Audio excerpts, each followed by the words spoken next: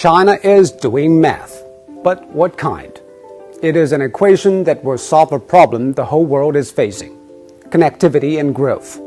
And China's answer is simply to add values, be it bridges, roads, ports, industrial parks, training centers, or stadiums. What China is doing is basically providing something useful to the world. The China-Pakistan Economic Corridor gathered $19 billion in investments by last August, and the Piraeus port has created 10,000 jobs for Greece.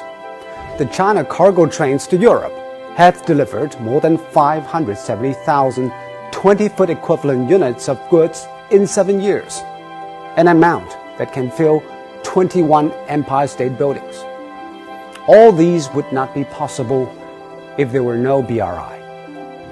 Landlocked countries become land-linked. For businesses, efficiency solves deficiency.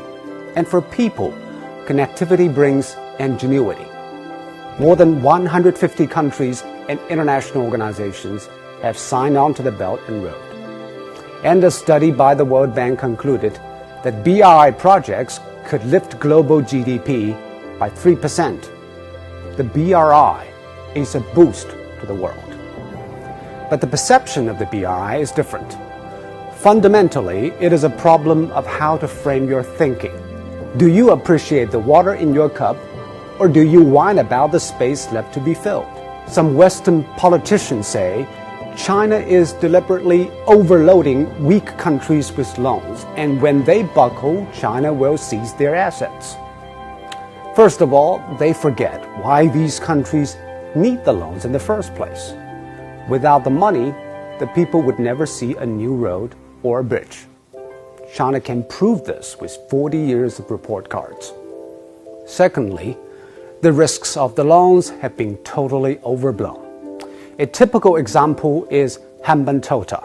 The Sri Lankan port failed commercially and was handed over to a Chinese company on a 99-year lease. Yes, the Chinese are now running the port, but they do not own it and have no reason to do so. A Johns Hopkins University study shows that among 3,000 China finance projects, no example can support the debt trap theory. On the contrary, China is the one that put its money where its mouth is. And China is the one that actually makes things happen. It is easy to criticize, but the question is what you can offer instead. When you are a hammer, everything you see is a nail. But the world at the 21st century is not a place for hammers. It is for builders. I don't think the BRI is perfect, and no one should take any human endeavor for granted. As President Xi said, plans with strong roots grow, and efforts with sharp focus succeed. BRI has strong roots for global demand and should succeed with the right focus, which in this case is openness. The BRI is not just one belt or one road. It is many belts and many roads, and they don't all lead to Beijing. There will be paths from anywhere and to everywhere. It is an agreement to come together, like plants in an ecosystem. To live, we need not only one tree, not two trees, but a forest. We can do great good if we work together, and together is how we must be for a whole new world.